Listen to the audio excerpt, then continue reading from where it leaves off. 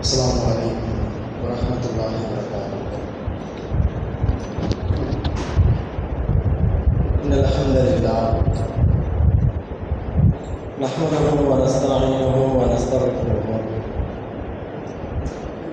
من شرور أنفسنا ومن سيئات أعمالنا. من يهده الله فلا مضل له ومن يضلل فلا هادي له. أشهد أن لا إله إلا الله وحده لا شريك له وأشهد أن محمدا عبده ورسوله أما بعد. فقد قال الله تعالى في القرآن العظيم والفرقان المجيد: فأعوذ بالله من الشيطان الرجيم. يا أيها الناس اتقوا ربكم الذي خلقكم من نفس واحدة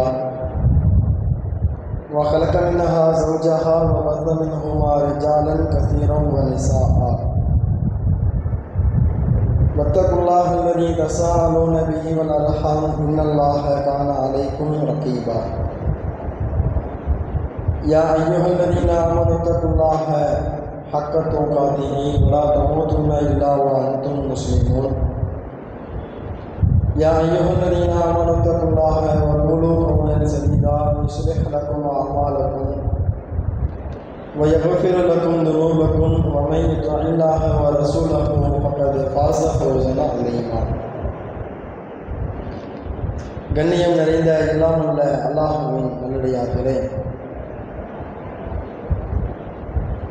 அல்லாஹ்வின் மாபெரும் கிருபையினால் தமிழ்நாடு தௌஹீத் ஜமாஅத் தஞ்சை வடக்கு மாவட்டம் மேலக்காவேரி கிளை ஒன்றின் சார்பாக ஏற்பாடு செய்யப்பட்டிருக்கும் இந்த உள்ளரங்கு பயான் நிகழ்ச்சியின் வாயிலாக சூரா அல் ஃபாத்திஹா ஒரு விளக்கம் என்கின்ற தலைப்பை இங்கே தேர்வு செய்யப்பட்டு அதற்கு கீழாக சில முக்கிய தகவல்களை நாம் அறிந்து கொள்ளவிருக்கிறோம். இந்த சூறாவினுடைய விளக்கங்களை நாம் தெரிந்து கொள்வதற்கு முன்பாக அந்த அத்தியாயத்தினுடைய சிறப்புகள் என்ன, அந்த அத்தியாயங்கள் பற்றியான சில கருத்து வேறுபாடுகள் நம்முடைய சமுதாயத்தில் நிலவுகிறது.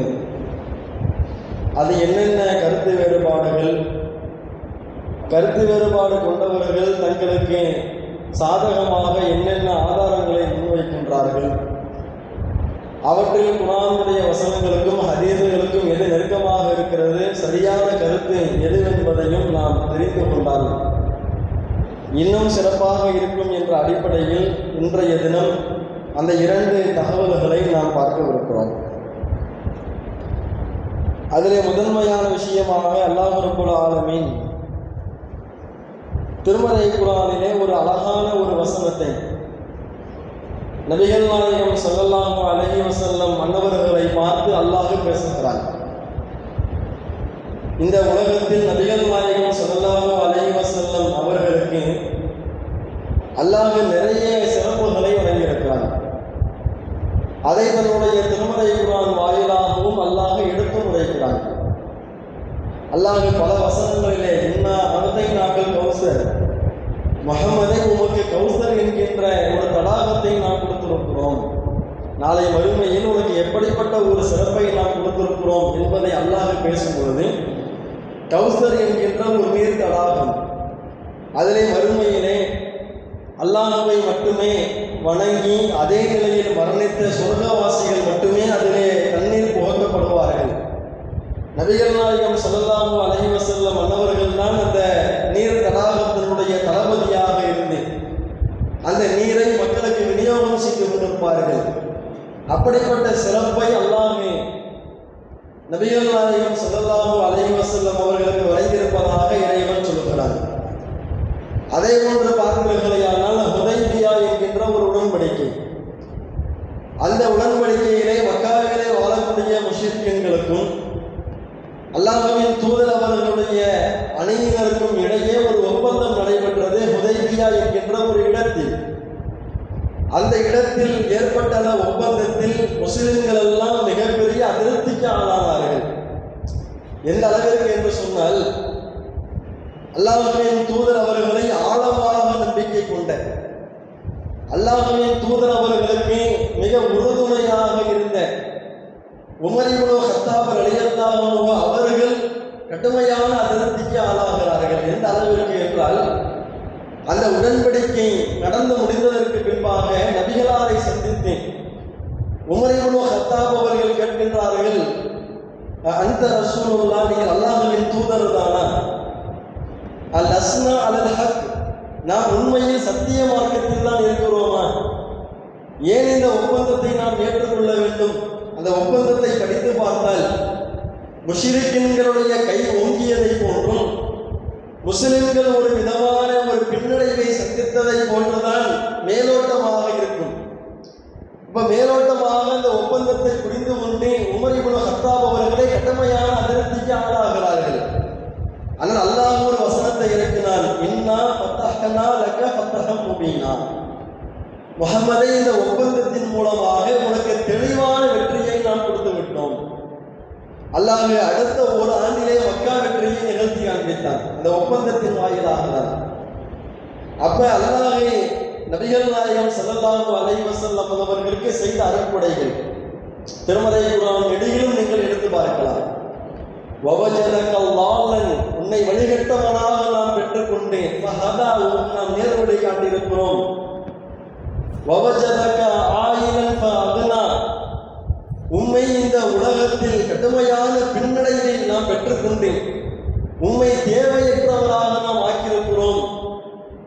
உன்னுடைய முன் சென்ற பாவங்களை, பின்னால் நீ செய்யவிருக்கின்ற பாவங்களை நாம் மன்னித்திருக்கிறோம். இப்படி எண்ணற்ற சிறப்புகளை நபிகளாருக்கு வழங்கியதை பற்றி அல்லாஹ் திருமறை குர்ஆனிலே எடுத்துரைக்கின்றான். அந்த வரிசையில் ஒரு வசனத்திலே அல்லாஹ் ரப்பல் ஆலமீன் பேசும் பொழுது, வலக்கத் ஆத்தைனாக சபஅம் மினல் மத்தானி வ குர்ஆனல் அதீம், முஹம்மதே, உமக்கு திரும்ப திரும்ப ஓதப்படக்கூடிய ஒரு 7 வசனங்களை உமக்கு நாம் கொடுத்திருக்கிறோம்.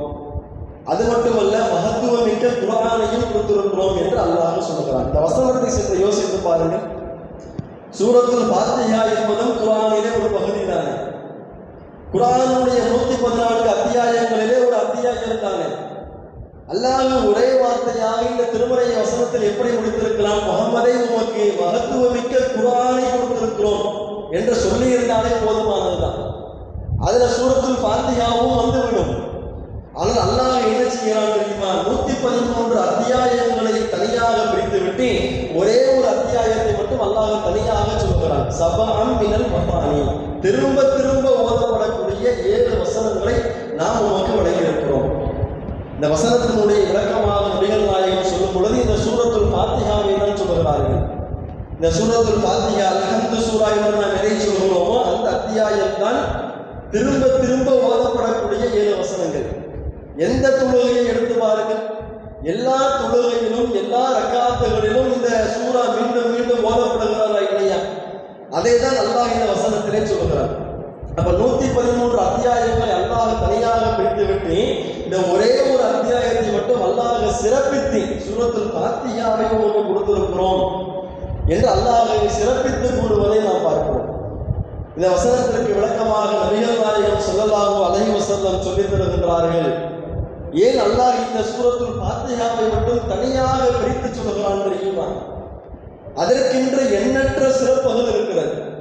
அதை தன்னுடைய வாழ்க்கையில் அன்றாடம் ஓதக்கூடியவர், அதனுடைய பொருளை உணர்ந்து உள்ளத்தால் உணர்ந்து அல்லாஹ்வை அணுகக்கூடியவர், அந்த சூரத்துல் ஃபாத்திஹாவை விரும்பக்கூடியவர், அவருக்கு அல்லாஹ் அவ்வளவு சிறப்புகளை இந்த உலகத்திலும் நாளை மறுமையிலும் தருகிறார் என்பதை நபிகள் நாயகம் ஸல்லல்லாஹு அலைஹி வஸல்லம் அவர்கள் தெளிவாக விளக்குகிறார்கள். எந்த அளவிற்கு என்றால், அல்லாஹ் இந்த ஒரு சூறாவை மட்டும் ஏன் பிரித்து சொல்லி காண்பிக்கிறான். அதற்கு அழகான ஒரு செய்தியை பாருங்கள். சஹீஹ் முஸ்லிமிலே பதிவு செய்யப்படுகிறது. நபிகள் நாயகம் சொல்கிறார்கள், குர்ஆனுக்கு முன்பாக எல்லா இறை தூதர்களுக்கும் வேதம் வழங்கப்பட்டது. மூசா அலைஹிஸ்ஸலாம் அவர்களுக்கு தௌராத் வழங்கப்பட்டது. ஈசா அலைஹிஸ்ஸலாம் அவர்களுக்கு இன்ஜீல் வழங்கப்பட்டது. அதே போன்று சபூர் என்கின்ற ஒரு வேதம் இருக்கிறது. இப்ராஹிம் அலைஹிஸ்ஸலாம் அவர்களுக்கு அல்லாஹ் வேதத்தை கொடுத்திருப்பதாக திருமறை குர்ஆனிலே சொல்கிறார். சப்ஹீஸ்ம ரப்பிக்கல் அலா என்ற அத்தியாயத்தினுடைய கடைசி வசனங்களை எடுத்து பாருங்கள். வல் ஆகிரத்து ஹைரு வ அபகா, மறுமைதான் நிலையானதும் சிறந்ததும். நீங்கள் இந்த உலக வாழ்க்கையை விரும்புகிறீர்கள், மறுமைதான் சிறந்தது என்று அல்லாஹ் சொல்லிவிட்டு இன்ன ஹாதா லஃபி ஸுஹுஃபில் ஊலா, இந்த கருத்து என்பது முந்தைய வேதங்களிலும் சொல்லப்பட்டிருக்கிறது. சுஹுஃபி இப்ராஹீம வ மூசா, இப்ராஹீமுக்கு வழங்கப்பட்ட சுஹுஃபிலும் இது சொல்லப்பட்டிருக்கிறது. அல்லாஹ் இப்ராஹீம் நபிக்கு ஒரு வேதத்தை கொடுத்திருக்கிறான். இப்ப இப்ராஹிம் நபிக்கு வழங்கப்பட்ட அந்த வேதத்திலும் உலகத்தை விட மறுமைதான் சிறந்தது என்பதை அல்லாஹ் எடுத்துரைத்திருக்கிறான். அப்ப இதற்கு முன்பாக அருளப்பட்ட எல்லா வேதங்களையும் நபிகள் நாயகம் குறிப்பிட்டு விட்டு எந்த வேதத்திலும் வழங்கப்படாத ஒரு அத்தியாயம், எந்த வேதத்திலும் இந்த சூரத்துல் ஃபாத்திஹாவை போன்ற ஒரு சூறாவே கிடையாது என்கின்ற அளவிற்கு அல்லாஹ்வுடைய தூதருக்கு இந்த சூரத்துல் ஃபாத்திஹா வழங்கப்பட்டிருக்கிறது. அதே போன்று நபிகள் நாயகம் அவர்களுக்கு அந்த செய்தியில் சொல்லப்படுகிறது, எந்த இறை தூதருக்கும் வழங்கப்படாத அருட்படை. அல்லாஹ் ஒவ்வொரு நபிக்கும் ஒவ்வொரு அருளை கொடுத்திருக்கிறாங்களே. மூசா அலைஹிஸ்ஸலாம் அவர்கள் இறைவனிடத்தில் நேரடியாக பேசினார்கள், அல்லாஹ் அந்த அருளை கொடுத்திருந்தான். இப்ராஹிம் அலைஹிஸ்ஸலாம் அவர்களை அல்லாஹ் கலீலுல்லாஹ், என்னுடைய உற்ற தோழர் என்று அல்லாஹ் சொல்லியிருந்தான். இப்படி ஒவ்வொரு நபிக்கும் ஒவ்வொரு சிறப்பு இருந்தாலும் அல்லாஹ்வின் தூதருக்கு வழங்கப்பட்ட ஒரு சிறப்பு என்னவென்றால், எல்லா இறை தூதருக்கும் நாம் வேதத்தை கொடுத்தோம். ஆனால் நபிகளாருக்கு கொடுக்கப்பட்ட அந்த வேதத்தில் நாம் சூரத்துல் ஃபாத்திஹாவை பதிவு செய்திருக்கிறோமே, இந்த சூரத்துல் ஃபாத்திஹாவை போன்று வேறு எந்த இறை தூதருக்கும் வழங்கப்படவில்லை.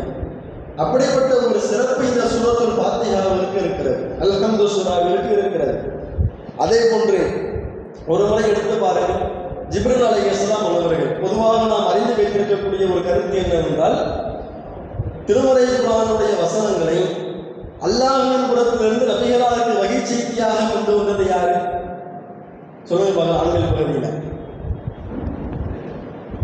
யார் கொண்டு வந்தார்? எந்த இறை தூதர் கொண்டு வந்தார்? எந்த மாணவர் கொண்டு வந்தார்? ஜிப்ரீல் அலைஹிஸ்ஸலாம். அப்ப எல்லா இறை செய்திகளையும், எல்லா குர்ஆனுடைய வசனங்களையும், எல்லா வகையையும் நபிகளாருக்கு கொண்டு வந்தது ஜிப்ரீல் அலைஹிஸ்ஸலாம் அவர்கள் தான். ஆனால் அல்லாஹ் இந்த சூரத்துல் ஃபாத்திஹாவிற்கு எப்படிப்பட்ட சிறப்பை வைக்கிறான் தெரியுமா? ஒரு அழகான ஒரு செய்தியை பாருங்கள். ஜிப்ரீல் அலைஹிஸ்ஸலாம் அவர்களும் அல்லாஹ்வின் தூதர் அவர்களும் உரையாடி கொண்டிருக்கிறார்கள், இந்த பூமியிலே உரையாடி கொண்டிருக்கிறார்கள். அப்ப வானத்திலிருந்து ஒரு பெரும் சத்தம், புதிதாக ஒரு சத்தம் ஏற்படுகிறது. அப்ப ஜிப்ரீல் அலைஹிஸ்ஸலாம் அவர்கள் வானத்தை நோக்கி அண்ணாந்து பார்க்கிறார்கள். அல்லாஹ் பார்த்துவிட்டு ஜிப்ரீல் அலைஹிஸ்ஸலாம் அவர்கள் அல்லாஹ்வின் தூதரை பார்த்து சொல்லுகிறார்கள், வானத்திலே ஒரு கதவு இருக்கிறது, அந்த கதவு தற்பொழுதுதான் முதலாக திறக்கப்படுகிறது. அந்த கதவினுடைய சத்தத்தை தான் நாம் தற்பொழுது கேட்கிறோம் என்று ஜிப்ரீல் அலைஹிஸ்ஸலாம் அவர்கள் அல்லாஹ்வின் தூதருக்கு எடுத்துரைக்கிறார்கள். அந்த சத்தம் கேட்ட ஒரு சிறிய நேரத்தில் ஒரு வானவர் இந்த பூமிக்கு வருகை தருகிறார். அல்லாஹ்வுடைய தூதர் அவர்கள் அந்த வானவரை பார்க்கிறார்கள். அப்ப ஜிப்ரீல் அலைஹிஸ்ஸலாம் சொல்லுகிறார்கள், ஏதோ வருகிறாரே இந்த வானவர், அதான் சலாம் சொல்லிவிட்டு சபைக்கு வருகிறார். அப்ப அந்த வானவரை பார்த்துவிட்டு, முஹம்மதே ஏதோ வருகிறாரே இந்த வானவர், இவர் இதுவரைக்கும் பூமிக்கு வந்ததே கிடையாது, இப்பொழுதுதான் இவர் முதலாக இந்த பூமிக்கு வருகிறார். எப்படிப்பட்ட சூரத்துல் ஃபாத்திஹாவிற்கு அல்லாஹ் எப்படி ஒரு சிறப்பை வழங்குகின்றான் என்றால், இதுவரைக்கும் திறக்கப்படாத ஒரு கதவு வானத்தில் திறக்கப்படுகிறது. இதுவரைக்கும் பூமியிலே இறங்கி வராத ஒரு வானவர் இந்த பூமிக்கு இறங்கி வருகிறார். சலாம் கூறிவிட்டு அந்த சபையிலே வந்து பங்கெடுக்கிறார். பங்கெடுத்தவர் என்ன செய்தார் தெரியுமா? அல்லாஹ்வின் தூதரை பார்த்துவிட்டு, இதற்கு முன்பாக எந்த இறை தூதருக்கும் வழங்கப்படாத 2 ஒளிச்சுடரை நீங்கள் பெற்றுக் கொள்ளுங்கள். நபிகளாருக்கு என்ன செய்யறாங்க? நற்செய்தி சொல்றாங்க. எந்த இறை தூதருக்கும் வழங்கப்படாத 2 ஒளிச்சுடர்கள், எந்த இறை வேதத்திலும் இடம்பெறாத 2 ஒளிச்சுடர்களை உமக்கு நான் தருகிறேன், அதை நீ பெற்றுக்கொள் என்று நபிகள் நாயகம் அவர்களை பார்த்து அந்த வானவர் சொல்லிவிட்டு சூரத்துல் ஃபாத்திஹாவையும் சூரத்துல் பக்கராவினுடைய கடைசி 2 வசனங்களையும் அந்த வானவர் அல்லாஹ்வின் தூதருக்கு எடுத்துரைத்து விட்டு செல்கிறார். பொதுவாக எல்லா வகைச்செய்தியையும் கொண்டு வரது ஜிப்ரீல் அலைஹிஸ்ஸலாம் அவங்க தான். ஆனால் அல்லாஹ் சூரத்துல் ஃபாத்திஹாவை இந்த உலகத்திற்கு அல்லாஹ் கொடுக்கும் பொழுது, நபிகளாருக்கு வழங்கும் பொழுது எப்படிப்பட்ட ஒரு சிறப்போடு வழங்குகின்றார்கள் என்றால், எப்பொழுதும் திறக்கப்படாத கதவை அல்லாஹ் திறந்து எப்பொழுதும் பூமிக்கு இறங்கி வராத ஒரு வானவரை அல்லாஹ் அனுப்பி வைத்து அவர்கள் மூலமாக அல்லாஹ் இந்த சூரத்துல் ஃபாத்திஹாவை தனித்துவமாக கொடுக்கிறார். இப்ப எப்படிப்பட்ட ஒரு சிறப்பை அல்லாஹ் இந்த சூரத்துல் ஃபாத்திஹாவிற்கு வைத்திருக்கிறான் என்று பாருங்கள். இந்த சூரத்துல் ஃபாத்திஹாவினுடைய முக்கியத்துவம் என்னவென்றால் இந்த ஒரே ஒரு செய்தி போதுமானது. அல்லாஹ்வின் தூதர் ஸல்லல்லாஹு அலைஹி வஸல்லம் சொன்னார்கள், ஒருவர் இந்த உலகத்திலே தொழுது கொண்டிருக்கிறாரையானால் அந்த தொழுகையை எவ்வளவு நீளமாக தொழுதாலும் எவ்வளவு நிதானமாக தொழுதாலும் பிறர் பார்த்து வியக்கக்கூடிய அளவிற்கு தொழுதாலும் அவருடைய தொழுகையில் ஒன்று இல்லை என்றால் அவருடைய தொழுகையே இல்லை என்றார்கள். அல்லாஹ்வுடைய தூதர் சொல்லும் பொழுது லா ஸலாத்த லிமன் லம் யக்ரா பி ஃபாத்திஹத்தில் கிதாப், உம்முல் கிதாப் என்று சொல்லப்படக்கூடிய இந்த சூரத்துல் ஃபாத்திஹா, இந்த சூரத்துல் ஃபாத்திஹாவை ஒருவர் ஓதாமல் தொழுகை வைப்பாரையானால் அந்த தொழுகை ஏற்றுக்கொள்ளப்படாது. சுன்னத்தான தொழுகையாக இருந்தாலும் கடமையான எந்த தொழுகையாக இருந்தாலும் அதிலே சூரத்துல் ஃபாத்திஹா என்பது கண்டிப்பாக இடம்பெற வேண்டும். சூரத்துல் ஃபாத்திஹாவை ஒருவர் ஓதாமல் தொழுவாரையானால் அந்த தொழுகை அல்லாஹ்விடத்தில் ஏற்றுக்கொள்ளப்படாது. மணிக்கணக்கில் நின்று தொழுகிறாரு, குர்ஆனை முழுமையா ஓதி தொழுகிறாரு, ஆனால் சூரத்துல் ஃபாத்திஹாவை ஓதவில்லை என்று சொன்னால் அல்லாஹ் அந்த தொழுகையை ஒருபோதும் ஏற்றுக்கொள்வது கிடையாது என்று நபிகள் நாயகம் ஸல்லல்லாஹு அலைஹி வஸல்லம் அவர்கள் தெளிவாக எடுத்துரைக்கிறார்கள். இப்போ திடீரென்று நாம தொழுகும் போது நீங்க பார்க்கலாம், நீங்க தனியாக நீங்கள் சுன்னத்தை தொழுது கொண்டிருக்கும் பொழுது திடீரென்று ஒரு அவசரத்துல ஏதோ ஒரு நினைப்புல சில ரக்காத்துகள்ல துணை சூறாக்களை ஓதாமே நம்ம ருக்குக்கு போயிடுவோம். பொதுவாக வழக்கமா 2வது ரக்காத்துக்கு மேல உள்ள ரக்காத்தா இருந்துச்சுன்னு வைங்க, 3-4 துணை சூறா ஓத மாட்டோம். சில இடங்கள்ல நாம் என்ன செய்வோம்னா சில அவசரத்துல சில மறதியின் காரணமாக ஒரு மனிதன் என்ற அடிப்படையில் நாம் என்ன செஞ்சிருவோம், அல்ஹம்து சூறாவை ஓதிவிட்டு டக்குன்னு நம்ம ருக்குக்கு போயிடுவோம். அங்க துணை சூறா ஓதப்படவில்லை என்றாலும் அல்லாஹ் அதை ஏற்றுக்கொள்வான். சில நேரங்களில் நாம் ஜமாத்தாக தொழுது கொண்டிருக்கும் பொழுது இமாம் குர்ஆனை ஓதி கொண்டிருப்பார், திடீரென்று அவருக்கு மறதி ஏற்படும். அந்த மறதியின் காரணமாக பின்னால் தொழக்கூடியவர்கள் எடுத்து கொடுத்தாலும் அதை மீண்டும் எடுத்து ஓத முடியாது. அல்லாஹ் அந்த மறதியை கொடுத்திருப்பான், அவர் அதோட ரொம்ப செஞ்சுட்டாருன்னு வைங்க, இவர் துணை சூறால குறை வச்சுட்டாரு அப்படின்னு அல்லாஹ் அந்த தொழுகையை நிராகரிப்பான? அல்லாஹ் நிராகரிக்க மாட்டாங்க. நாம் தொழுகையில் எந்த தவறை செய்தாலும் அல்லாஹ் அதை மன்னித்து அந்த தொழுகையை ஏற்றுக்கொள்வதற்கு தயாராக இருக்கிறார். ஆனால் சூரத்துல் ஃபாத்திஹாவை நாம் ஓதவில்லை என்றால் அந்த தொழுகையே ஏற்றுக்கொள்ளப்படாது என்று நபிகள் நாயகம் ஸல்லல்லாஹு அலைஹி வஸல்லம் அவர்கள் இந்த சூரத்துல் ஃபாத்திஹாவினுடைய சிறப்பை நமக்கு உணர்த்துகிறார்கள். இப்படி எண்ணற்ற சிறப்புகளை நாம் சொல்லலாம். அதில் முக்கியமான ஒரு சிறப்பு என்னவென்றால் திருமறை குர்ஆனிலே நீங்கள் எந்த அத்தியாயத்தை ஓதினாலும், திருமறை குர்ஆனில் அதிகமான வசனங்களை கொண்ட அத்தியாயம் எது சொல்லுங்க பார்க்கலாம். அதிகமான வசனங்களை கொண்ட அத்தியாயம் சூரத்துல் பக்கரா. சரி, பெண்கள் பகுதியில தான் பதில் சொல்லிட்டே இருக்கிறாங்க, ஆண்கள் பகுதியிலே வரல. சரி, 2வது பெரிய சூறா எது சொல்லுங்க பார்க்கலாம். இருக்கிறதே பெரிய சூறா, 286 வசனங்கள் சூரத்துல் பக்கரா. 2வது பெரிய சூறா ஆல இம்ரான். சரி, எத்தனை வசனங்கள் தெரியுமா? எத்தனை வசனங்கள்? 200 வசனங்கள். சரிங்களா, 200. அதாவது 2வது வராது, 3வது வரும். ஆல இம்ரான்ங்கிறது 3வது தான் பெரியது. அதற்கு இடையில பாத்தீங்கன்னா சூரத்துல் ஆராஃப் ஒரு அத்தியாயம் வரும், அது சரியா ஞாபகம் இல்லை. சரிங்களா, அப்ப ஆல இம்ரான் என்பது 200 வசனங்களை கொண்டது. அப்ப அல்லாஹ் ரப்பல் ஆலமீன் இப்படி நீங்கள் நீண்ட பெரிய வசனங்களை ஓதினாலும் அல்லாஹ் உங்களுக்கு பதிலளிப்பது கிடையாது. இந்த வசனங்களை ஓதினோம்னா அதற்கு நன்மை கிடைக்கும், ஒவ்வொரு இடத்துக்கும் உள்ள நன்மை நமக்கு கிடைக்கும். ஆனால் இந்த சூரத்துல் ஃபாத்திஹா இருக்குல்ல, அல்லாஹ் இந்த 7 வசனங்களை தான் வைத்திருக்கிறாங்க. இந்த வசனங்களை நீங்கள் ஓதக்கூடிய நேரத்தில் ஒவ்வொரு வசனத்தை ஓதும் பொழுதும் அல்லாஹ் உங்களுக்கு பதிலளித்துக் கொண்டிருக்கிறான். எப்படிப்பட்ட ஒரு அழகான ஒரு செய்தி என்றால் நபிகள் நாயகம் ஸல்லல்லாஹு அலைஹி வஸல்லம் சொல்லுகிறார்கள், அல்லாஹ் இந்த சூரத்துல் ஃபாத்திஹாவை பற்றி எனக்கு விளக்கம் தரும் பொழுது அந்த சூரத்துல் ஃபாத்திஹாவை பற்றி அல்லாஹ் என்ன சொல்கிறான் தெரியுமா? எனக்கும் என் அடியானுக்கும் மத்தியில் உள்ள ஒரு ஒப்பந்தம். இந்த சூரத்துல் ஃபாத்திஹா என்பது என்னையும் என்னுடைய அடியானையும் இணைக்கக்கூடிய ஒரு பாடம். எப்படி தெரியுமா? நபிகள் நாயகம் சொல்லுகிறார்கள், ஒரு அடியான் சூரத்துல் ஃபாத்திஹாவை ஓதும் பொழுது அல்ஹம்துலில்லாஹி ரப்பில் ஆலமீன், அகிலத்தாரின் இறைவனாகிய அல்லாஹ்விற்கே எல்லா புகழும் என்று என்னுடைய அடியான் ஓதும் பொழுது அந்த ஒரு வசனத்தை ஓதியவுடன் அல்லாஹ் பதிலளிப்பானாம், என்னுடைய அடியான் என்னை புகழ்ந்து விட்டான், என்னுடைய அடியான் என்னை புகழ்ந்து விட்டான். அல்லாஹ் பதிலளிக்கிறான், அர்-ரஹ்மான் அர்-ரஹீம், அவன் அளவற்ற அருளாளன், நிகரற்ற அன்புடையோன் என்று அந்த அடியான் அந்த வசனத்தை ஓதும் பொழுது அல்லாஹ் சொல்வானாம், என்னுடைய அடியான் என்னை கண்ணியப்படுத்தி விட்டான், என்னை பார்த்து அவன் அளவற்ற அருளாளன் என்று என்னை புகழுகிறானே, என்னை அவன் துதிக்கின்றானே, என்னுடைய கருணையை அவன் நினைவு கூறுகின்றானே என்று அந்த அர்-ரஹ்மான் அர்-ரஹீம் என்பதை ஓதும் பொழுது அல்லாஹ் பதிலளிக்கிறான். மாலிகி யௌமித்தீன், மறுமை நாளின் அதிபதி அவன்தான், அவனுடைய அந்தஸ்தை நாம் உயர்த்துகிறோம். உலகத்துல பாருங்க, ஒரு சாதாரண ஒரு மனிதன் இன்னும் ஒரு வருஷத்துல தேர்தல் வருது, போஸ்டர்லாம் பார்க்கலாம், வருங்கால முதல்வரேன்பா. இந்த மாதிரி போஸ்டர் அடிச்சு வச்சோடனே அதே அந்த புகழ் உச்சிக்கு போயிடுவாங்க. அப்போ ஒரு மாநிலத்தினுடைய முதல்வர், ஒரு நாட்டினுடைய பிரதமர்னு சொன்னாலேயே புகழுடைய உச்சிக்கு போறாங்கல்ல.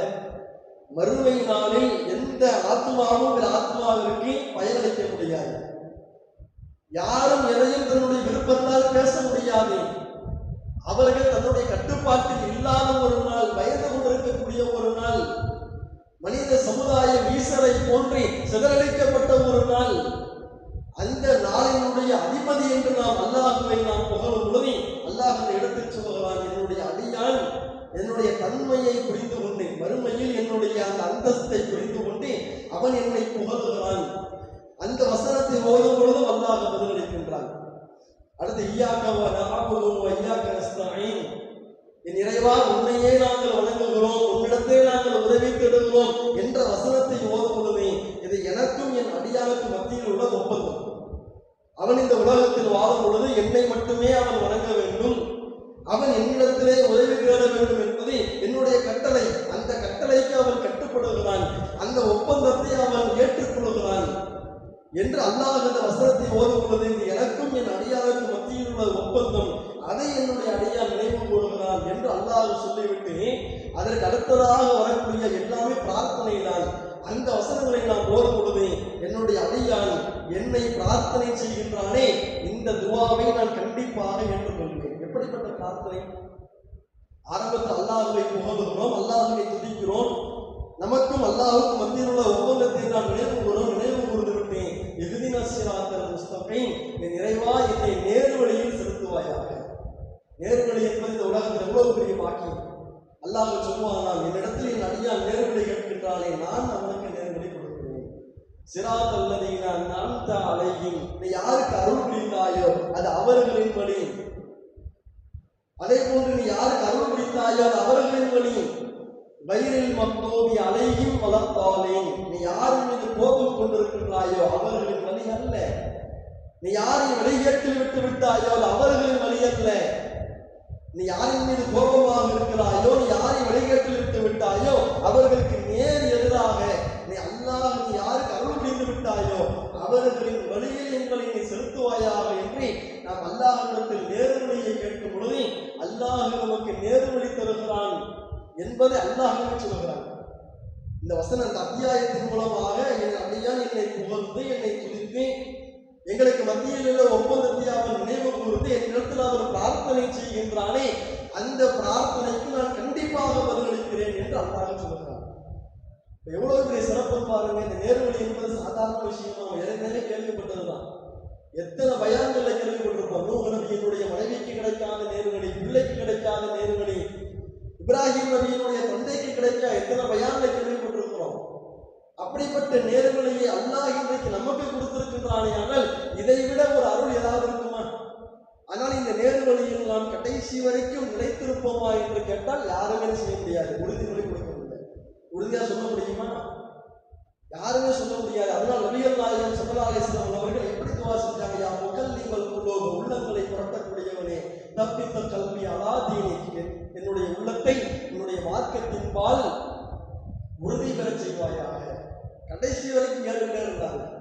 இன்னைக்கு நம்ம பார்க்கிறோமா இல்லையா? நம்முடைய ஜமாத் என்பது உருவாக்கப்பட்டு 20 ஆண்டுகளை கடந்து விட்டது.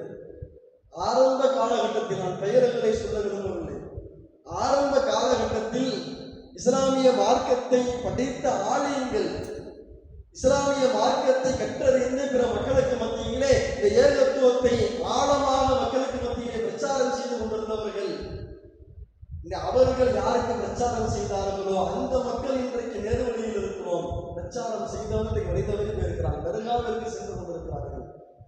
நம்மை போன்று வாழ்ந்து மரணித்த மனிதர்களிடத்திலே பிரார்த்தனை செய்து கொண்டிருக்கிறார்கள், வழிகேட்டிற்கு சென்றிருக்கிறார்கள். அல்லாஹ் யாரை எப்படி வழி எடுப்பான் என்பது நமக்கு தெரியாது.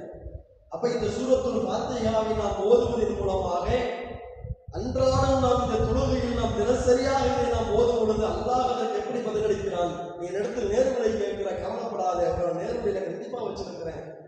இவ்வளவு சிறப்புகளை அல்லாஹ் இந்த அத்தியாயத்திற்கு அல்லாஹ் வழங்கியிருக்கிறான். ஆனால் நம்முடைய சமுதாயத்தினுடைய நிலை என்ன தெரியுமா? நம் சமுதாயத்தினுடைய நிலை என்ன தெரியுமா?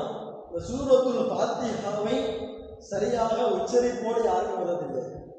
பெரும்பான்மையான முஸ்லிம்களுக்கு, தௌஹீத்வாதிகளுக்கே சூரத்துல் ஃபாத்திஹாவை நான் பிழை இல்லாம கரெக்டா எழுத்து உச்சரிப்போடு நான் ஓதுவேன் அப்படின்னு சொல்லக்கூடியவங்க எத்தனை பேர் இருக்கிறோம்? அன்றாடம் பள்ளிவாசலை பார்க்கணுமா இல்லையா? ஒருவேளை பள்ளிவாசல் தொழுகைக்கு இமாம் வரணும்னு வைங்களேன், 10 பேருக்கு பின்னாடி நிற்பாங்க. ஒவ்வொரு ஆளும் ஒவ்வொருத்தர் மூஞ்ச பார்த்துட்டு இருப்பாங்க. நீங்க போய் தொழு வைங்க, நீங்க போய் தொழு வைங்க. பள்ளிவாசல இமாம் விளைவு கேட்டாருன்னு வைங்க, லுகர் அசர்லாம் பிரச்சனை இல்லைங்க, ஏன்னா சத்தமா ஓத மாட்டோம்ல, மனசுக்குள்ளதான் ஓத போறோம். லுகர் அசர்லாம் பிரச்சனை இல்லைங்க, மகரிப் இஷா பஜர்லாம் கண்டிப்பா இமாம் இருக்கணும். ஏன் இந்த நிலை வருகிறது?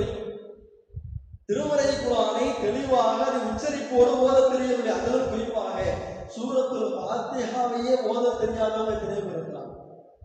அதனுடைய பொருளை உணர்ந்து நாம் எங்கேயாச்சும் ஓதிருக்கிறோமா? அதனுடைய உச்சரிப்போடு ஓதுவது என்பது ஒரு பக்கம், அதை விட்டுருங்க. என்றைக்காவது இந்த சூரத்துல் ஃபாத்திஹாவை அல்லாஹ்வை சாட்சியாக முன்னிறுத்தி சொல்லுங்கள். ஒவ்வொரு கடமையான தொழுகையிலும், ஒவ்வொரு சுன்னத்தான தொழுகையிலும் இந்த சூரத்துல் ஃபாத்திஹாவை நாம் ஓதுகிறோம், பிறர் ஓதுவதை நாம் செவித்தாழ்த்தி கேட்கிறோம். என்றைக்காவது அதை நான் பொருள் உணர்ந்து நான் ஓதியிருக்கிறேனா? அல்ஹம்துலில்லாஹி ரப்பில் ஆலமீன் என்று நான் சொல்லும்போது அல்லாஹ்வை நான் புகழுகிறேன். ஒவ்வொரு வசனத்தை நான் ஓதும் பொழுது இதைதான் அல்லாஹ்விற்கு நான் பேசுகிறேன். அல்லாஹ்வை நான் நேரடியாக நான் புகழுகிறேன். அல்லாஹ்விடத்தில் நான் உதவி தேடுகிறேன். எனக்கும் அவனுக்கும் மத்தியில் உள்ள அந்த ஒப்பந்தத்தை நான் நினைவு கூறுகிறேன் என்று சொல்லக்கூடியவங்க எத்தனை பேர் இருக்கிறோம்? கடமைக்கு அந்த சூரத்துல் ஃபாத்திஹாவை ஓதக்கூடியவர்களாக இருக்கின்றோமே ஒழிய அதனுடைய பொருளை உணர்ந்து ஓதக்கூடியவங்க எனக்கு யாருமே இல்லை. ஆனால் அல்லாஹ் இந்த அத்தியாயத்திற்கு அவ்வளவு சிறப்புகளை வைத்திருக்கிறாங்க. அந்த சிறப்புகளை நாம் உணர்ந்தவர்களாக நாம் என்ன செய்ய வேண்டும்? இதற்கு பின்பாவது இவ்வளவு சிறப்புகளை அல்லாஹ் இவ்வளவு சிறப்புகளை வைத்து நமக்கு இவ்வளவு நன்மைகளை வைத்திருக்கிறான் பாருங்க. அப்ப இதையெல்லாம் நாம் தெரிந்து கொண்டு இனி வரக்கூடிய காலத்தில் ஒவ்வொரு தொழுகையிலும் இந்த சூரத்துல் ஃபாத்திஹாவை நாம் ஓதும் பொழுது பொருள் உணர்ந்து ஓதக்கூடியவர்களாக, அதை தெளிவான உச்சரிப்போடு ஓதக்கூடியவர்களாக இன்ஷா அல்லாஹ் நாம் மாற வேண்டும். அதற்குரிய முயற்சி செய்யுங்க இன்ஷா அல்லாஹ்.